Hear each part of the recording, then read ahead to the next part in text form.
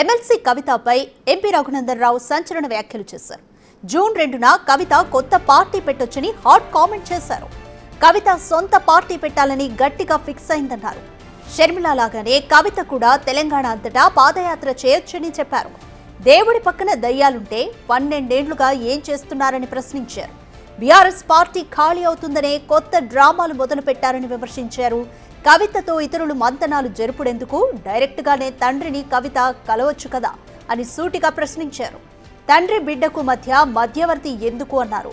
BRS party నుంచి బయటకు వెళ్లేందుకు కవిత నిర్ణయం తీసుకుందన్నారు ఎంపీ రఘునందన్ రావు.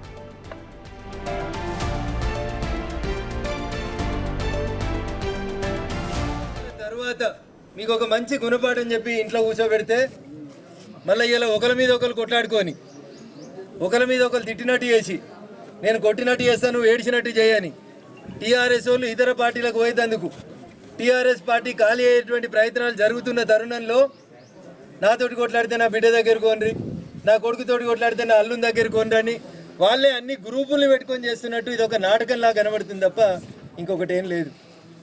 చెప్పాల్సి ఉండే నిన్నెవరో మధ్యవర్తులు వచ్చిరని ఇలా పేపర్లో చూసినాం. తండ్రికి బిడ్డకు మధ్యలో మధ్యవర్తులు ఎందుకు?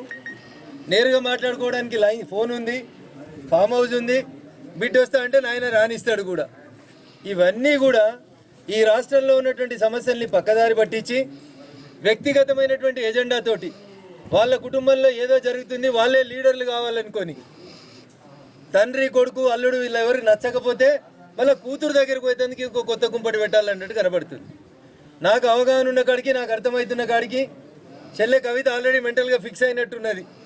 టీఆర్ఎస్ పార్టీలోకి వెళ్ళి బయటికి పోదామని, సొంత ఎజెండా పెట్టుకుందామని, అక్క షర్మిలక్క చేసినట్టు పాదయాత్ర చేద్దామని, ఓ కొత్త పార్టీ పెట్టుకుందామని ఆమె డిసైడ్ అయినట్టు కనబడుతుంది.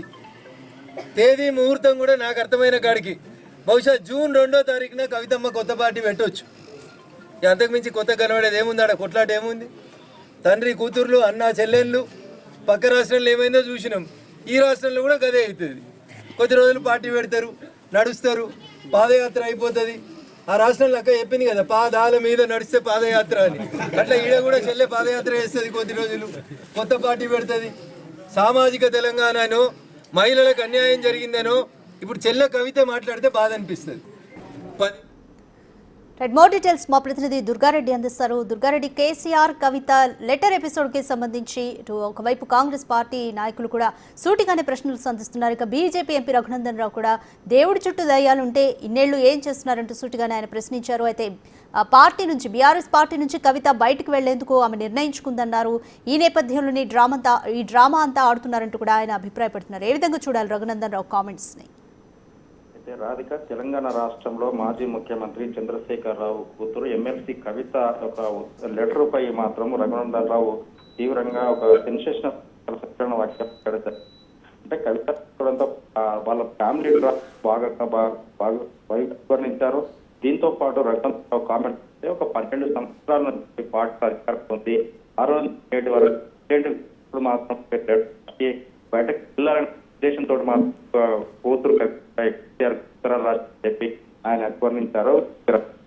దీంతో పాటు తెలంగాణ జూన్ తారీఖు నాడు తెలంగాణ ఆ పార్టీ మీద పార్టీ పెట్టి మాట్లాడిన అర్థమవుతుంది. దీంతో పాటు 2 సంవత్సరాల నుంచి అధికారంలో. Thank you Durga Reddy.